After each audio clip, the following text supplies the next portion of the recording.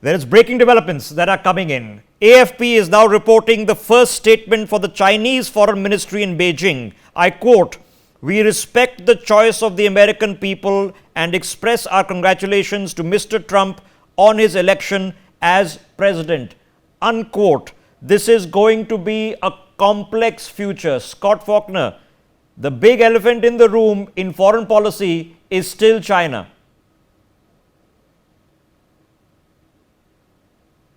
Very much so. So where do you expect this to go? Because our opinions on China are very strong here. We have a 2,500-mile border with them in which troops are facing off as we speak. Where do you expect this to go? Do the tariff wars start? Is it going to be a lot more hyperbole and filibuster, or do we actually see something hotting up? Trump is very clear that he is going to want to wean America off of Chinese products. So the tariffs he's talking about are primarily focused on China.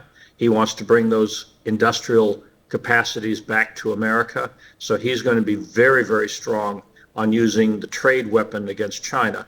He also is very pro-Taiwan. And we all know that Taiwan has, unlike other countries, they have paid for their equipment, and America has not delivered the equipment.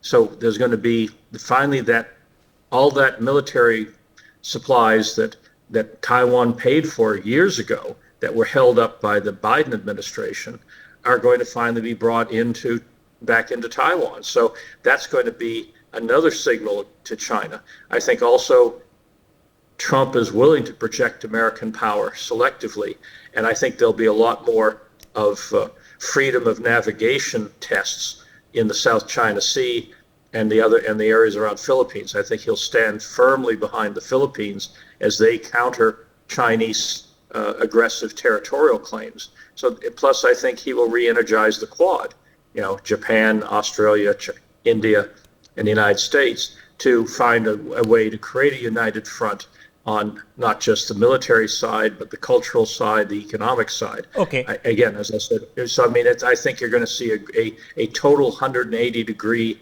change for the better once Trump takes the helm. Okay, I want to put 2 points on record. The first is, for people especially in India or Indians abroad who've forgotten this, it was a very firm American stand that helped the independence of India in 1947, 2 years after the Second World War ended. Let's not forget that, despite the Nixon 7th Fleet and all that. Let's not forget that for a second.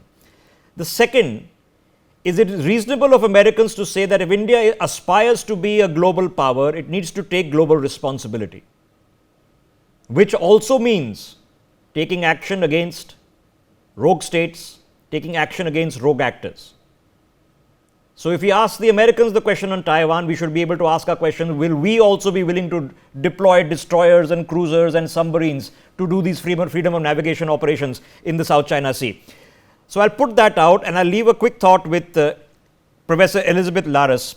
Professor Laris, if the sort of ideological contest within America is over, there is still an ideological contest that is returned at the global front in what China represents. Where does it go from here? In the United States, most Americans are united in their sentiment toward China. They're very, very critical of China. Both the Trump and Trump and Biden administrations, they've been pretty critical. Trump, imposed the tariffs and Biden kept them. Congress is also, very critical of China. Congress started a select committee on the Communist Party of China. So in the Trump administration, we will certainly see a continuation of that, and we'll see more muscular policy toward China. Jake Sullivan, National Security Advisor, just recently said we need to engage China more. But for all the engagement that we've had over the last 30, 40 years, where has it gotten us? It's gotten us witnessing a much more muscular Chinese military that, threatens the peace, security, stability, prosperity of the Asia Pacific, but also in the Arctic and outer space. So the United States needs to respond to that in a more muscular way. For more such videos, subscribe to the NewsX YouTube channel, hit the bell icon.